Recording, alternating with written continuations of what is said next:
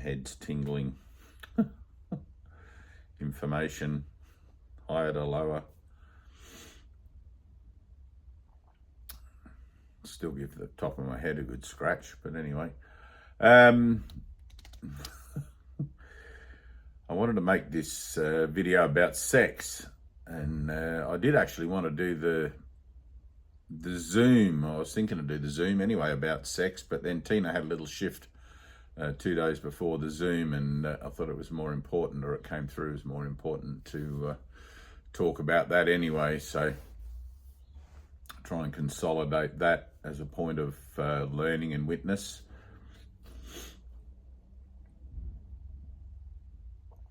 But Jesus says in the Course that without God's teachers, there would be little hope of salvation in the world, and that's completely true.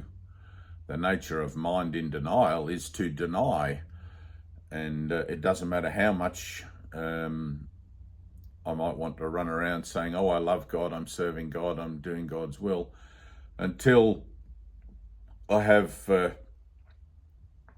let's say, gone down into the basement of consciousness and turned off the running program of denial. All my efforts are in vain, and all my efforts are based on falsity. And you're not going to believe that, and you're not going to take that on board as something until you actually realize that you don't want peace, you don't want God, you don't want the peace of God that passes understanding. All you want is a conciliatory kind of attitude that helps you feel better about yourself in the world, where you can seek for things but don't actually find them. And you might think I'm being very judgmental about that, but that's actually what it says in A Course in Miracles. The ego's doctrine is seek but don't find. And you have to realize that about yourself. And I have met plenty of people who said, oh, I don't have an ego. What's this then? The body is the symbol of the ego.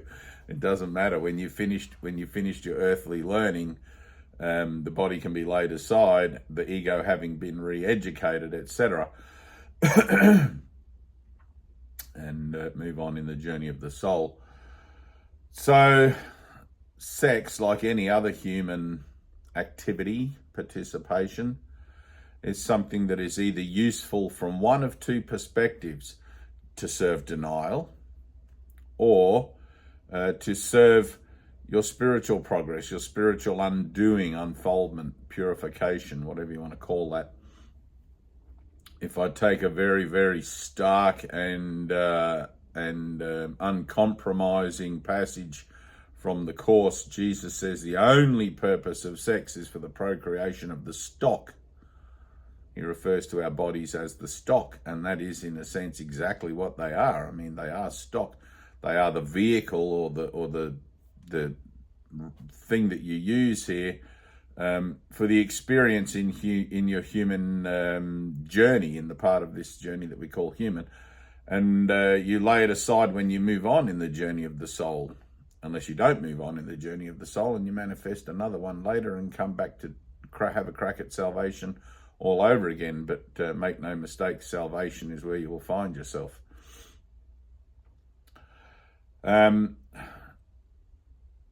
So I was reading a post this morning that some person had posted up from somebody else that was giving advice to young men about how to treat a woman and how a woman likes sex and all of this sort of stuff, which is painting all women with the same brush for a start. In my very humble and diverse experience of women in a sexual nature, prior to my illumination, sex was a matter of great consternation for me, because every partner seemed to present, and I've had many, seemed to present a different playing field, so to speak. Some in a sexual way like it hard and fast, and some like it gentle and touching and all of that sort of thing, and all the caresses and things. And as a human association in a male context, in a male form, having to acquiesce to an idea of relationship through the sexual parameters It was just as confusing as anything else. Immediately after my illumination, despite that I still had residue of wanting to, like I didn't understand what had happened to me, obviously, but I still had residue of wanting to have a successful relationship with somebody in the world as an idea of a soulmate or something. And I knew sex would be a part of that, but I couldn't escape the fact that all of a sudden I was elevated to a celestial level where I too only saw sex as being useful for the procreation of the stock, and all of the superficial concerns about sex that it's couched in, about successful sex or happy sex or good sex or terrible sex or bad sex or unsatisfying sex, didn't mean anything to me. All of that was taken. All of that was pulled out. The rug was pulled out from under my feet, and I saw it for exactly what it was. And I remember seeing I can't remember the guy's name, the famous documentary, nature doc, David Attenborough, I remember, about lions. And when the lion mates with the female, it's a big to-do in the beginning, and then when he jumps on to actually have sex, it's over in about 2 seconds. And the male and the female both just go about their business. Like that's the whole point of it, was for the children, right? It's not about, the animal kingdom doesn't have that about pleasure. I'm not saying there isn't. I mean, I think dolphins have a sense of play, and I think the foreplay and the courting, especially some birds, the courting dance of birds and things is particularly beautiful, and but it's all part of procreation. And when your mind has been brought into an alignment with that idea that it only serves a higher purpose, all lower purposes fall away. So all the wants, all the desires, all the needs, all the expectations, all the projections onto your partner, all of that stuff sort of falls away, and you enter into this kind of beautiful tantric sort of sense of yourself, and sense of, hopefully if you have a partner who's in the same sort of category, sense of companionship as like a mighty companion would go with you along the way. And whether you have sex or don't have sex, whether you find it satisfying or don't find it satisfying, it doesn't disturb your peace of mind. It's not something that concerns you. It's simply for the procreation of the stock, which I still find amusing. Like it's a really hard kind of poke in the eye reference that Jesus uses there, calling us in the physical sense stock, like we're cattle. And but I know why he does that. He uses that reference to bring sharp contrast to the nature of the perception of such relationships in those particular aspects, and does a very good job of it too. I'm sure no word in the Course is absolutely put in there by any kind of default or accident. Everything is intentionally perfect.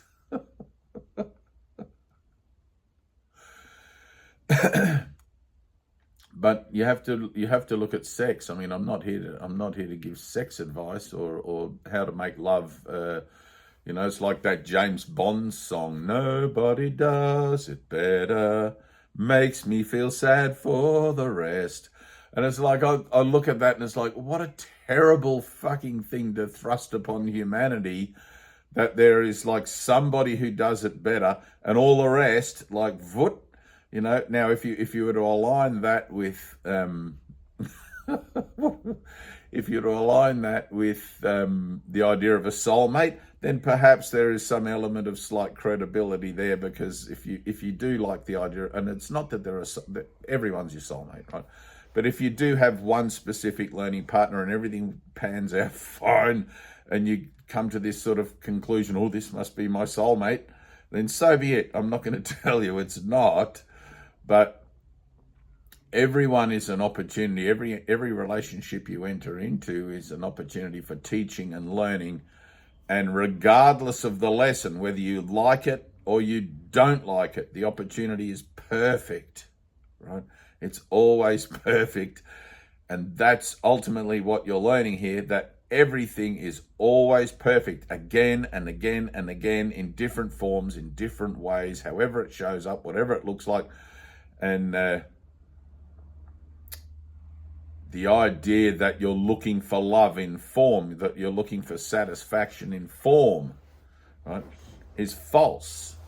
That's what your ego tells you you're looking for. The corrupted impulse that you're feeling is an impulse to remember your creative reality, but your ego corrupts it into a form association, depending on your identity of yourself and who you think you are and what you're about, and whether you consider yourself to be a comprehensive lover or just a bit of a Wild West pioneer. It doesn't matter. It's not to do with that at all in any regard. You know, so this post I read this morning, giving advice to young men, you know, my God, what a horrible way to meet the world. Here, young men, this is how you should be. Can you imagine the pressure of going against your own natural flow to try and live up to somebody else's expectations of how you should perform, how you should be, and what you should be in a particular situation?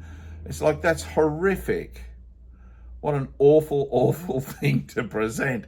It's like, you're perfect as you are. Trust me, you're perfect. All you young men listening to this now, whether you consider yourself great at sex or not great at sex, or whether you've had, like me, different learning partners and it's great with some and it's not so great with others, it doesn't matter. That's not the point, right? It doesn't matter. You're here for the journey and for the experience, the good and the bad, the exciting and the fulfilling, as well as the depressing and the unfulfilling, all of these things. And when you learn how to learn from your relationships, you will understand that it's not about having to live up to your own expectations of what you think you should be about or someone else's expectation. It's about enjoying the ride. One of the most liberating things that I accepted about myself is that I'm a failure at everything. Right? I'm a failure at everything. No matter how good my sex performance is, it was never going to live up to somebody else's. I fail if there's a bar up here that I have to read. I'm a failure, and it's like, thank God, I'm only human, right? But there's also this flow within the idea of failure, where you can fall in love with yourself for that and realize, without having to feel guilty or less worthy or any of that sort of stuff. It's just like, I am whatever I am here, and this is where I'm at with anything. And there's going to be things that I seem to be good at and things that I seem to suck at.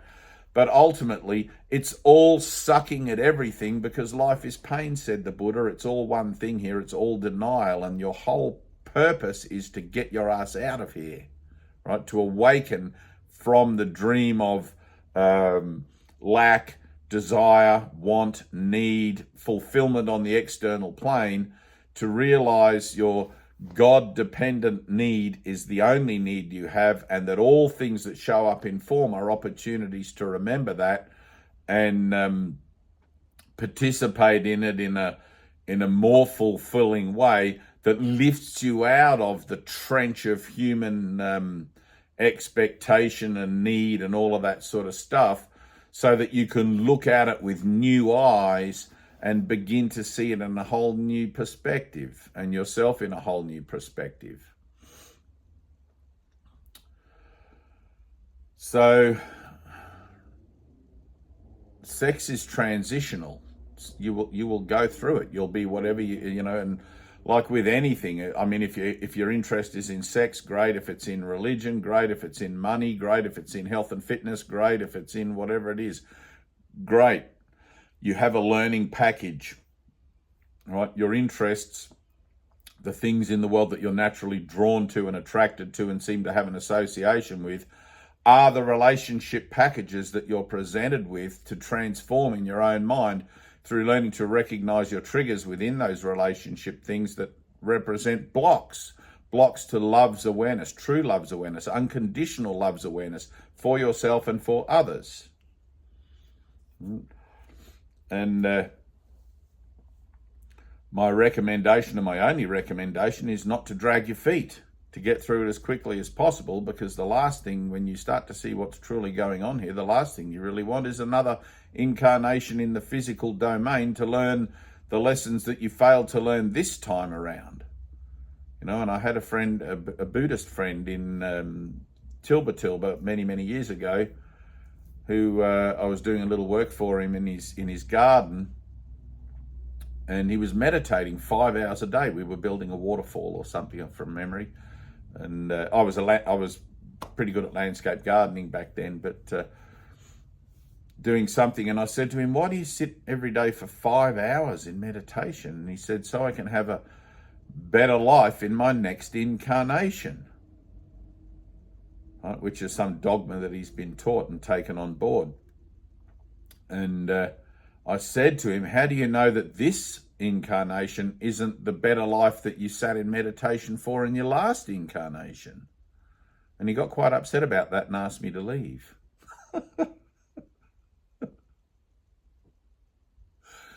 But I was genuinely curious if there was a reasonable answer. I mean, looking at the perspective of that brother's like, he had a beautiful house in the hills, a lovely community that he lived in. Everything seemed to be going in his favor. He's wasting 5 hours a day in my playbook, wasting 5 hours a day in meditation, for the purpose of having a better life in the next incarnation, which is already projecting into the future the idea of another incarnation, not the refusal to participate in time and space and experience direct union with God that frees you from the point of having to have incarnations in the first place. Right? But that's salvation. I don't think Buddhism has salvation as that kind of thing. It's just this slowly traversing series of incarnations, which is horrible. Why would you want to be a part of that way of thinking? I mean, if I'd tell you that you can begin to experience direct communication with the creative source of all things right here and now simply by being still and leaving a gap like that,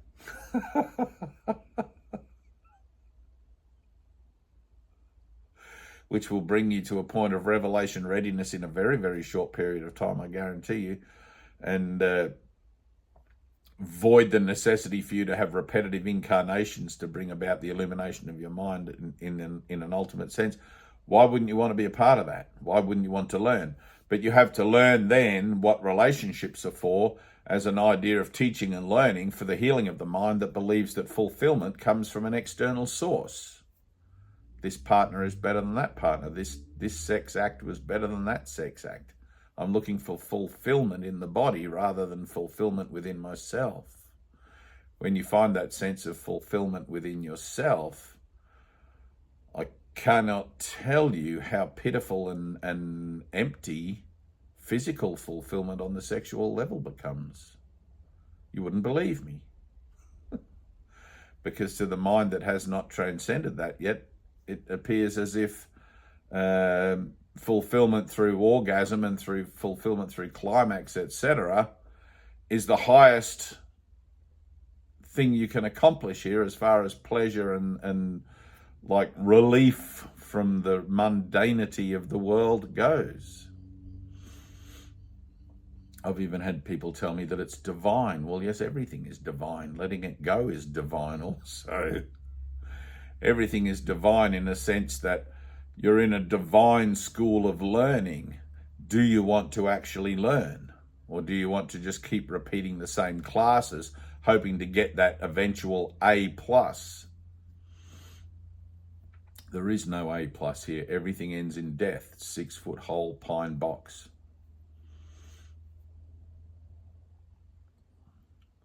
It's been a good handful of years now for me since my last partner, my wife, and I had sex, and in a certain sense, as women say they fake their orgasms, I was pretty much faking the not in a total sense. I mean, there was an understanding in me that, and you might think that's horrible of me, but I'm not expressing it very well. But there was an understanding in me and in my partner that the purpose of relationships is learning, and one partner's always further along than another. You're never going to meet someone who's exactly at your level.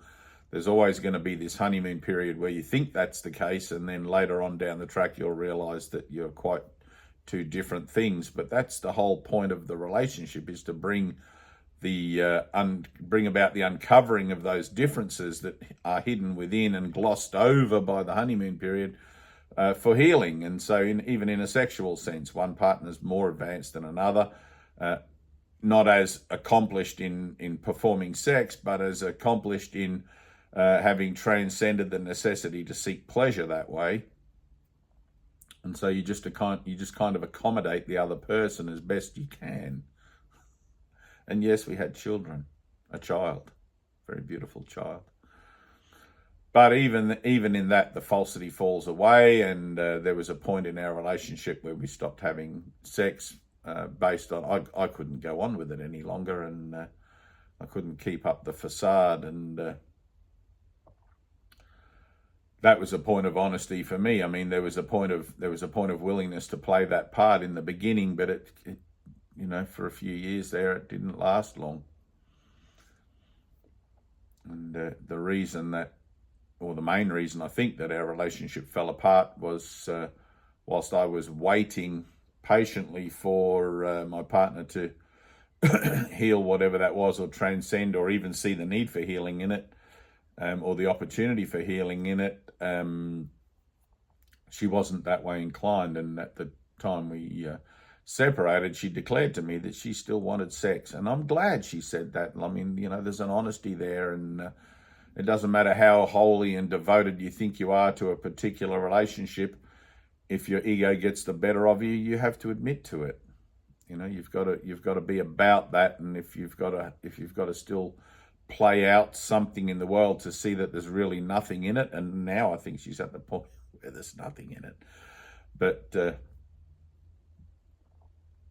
so be it. To thyself you must be true. But the purpose of everything is always to transcend where you find yourself with it. There is no past, and the future never comes. There's only this moment.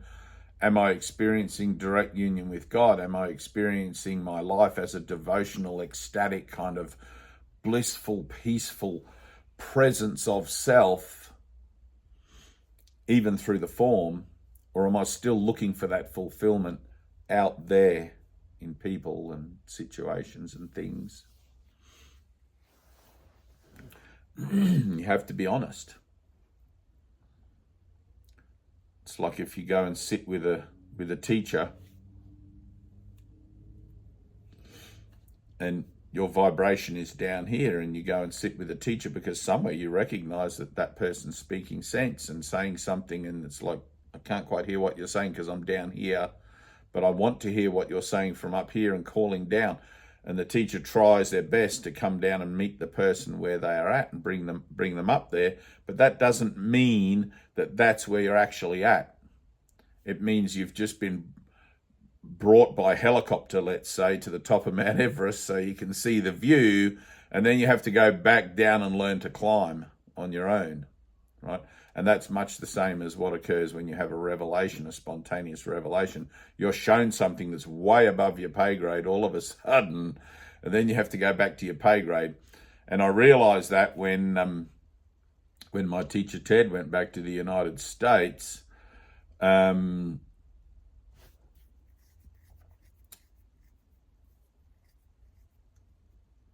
found myself like sort of all of a sudden bereft.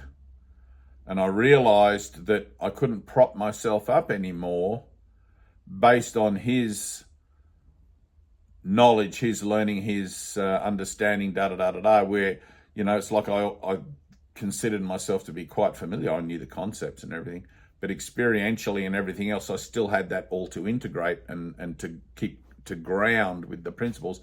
And I had to go back out into the world, and still in the world, had to go into the world, down from that place, of great height, being shown what's possible and what actually is, to make my way to that point, right?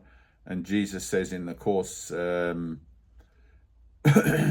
something along the lines of, you may have revelation along the way, but you have to apply the means to reach it, because revelation shows you what's at the end of your journey, what your journey is for. And then it places you back where you find yourself in the world, with a whole set of principles that you can apply to elevate your vibration to ultimately reach that revelatory threshold or plateau. And everything is useful in that, sex included.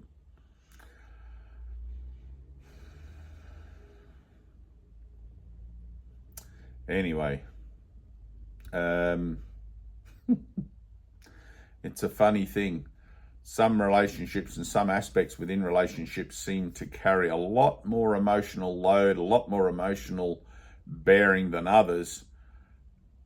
And it might seem, how am I ever going to get beyond this? And do I even want to get beyond this? And that's the point of consternation for everybody. Like, there's no, whether you're embarking on a spiritual thing or not, I mean, you're always looking at your relationships and whether they're fulfilling or not. The only difference is in spiritual work, when they're not fulfilling, you've only got yourself to blame. You've got to keep that finger on the nose, and that goes for sex as well. If sex is not fulfilling for you, it's nothing to do with your partner. It's probably because you're projecting expectations of something based on something else in the past onto somebody that is their own personal individual sense, that has their own personal individual sense of self, that if you let go of your own predetermined expectations, you will come to understand is actually perfect for you, for what it is that you need to go through and what you need to look at right here and right now. And I don't know that many people will appreciate that. We love our dreams. We love our hopes and our fantasies, despite that we already recognize the unrealistic nature of them in many of their regards, Keep going. Just keep going. Keep moving along. That's the only thing I tell you. Don't waste. Don't drag your feet. Keep going. Try to see things for what they are. Try to see your own corrupted involvement in things for what it is, and heal from all that sort of filthy swill and go beyond it. I guarantee you that the light at the end of the tunnel is better than looking at the light at the end of the tunnel from within the tunnel. Peace.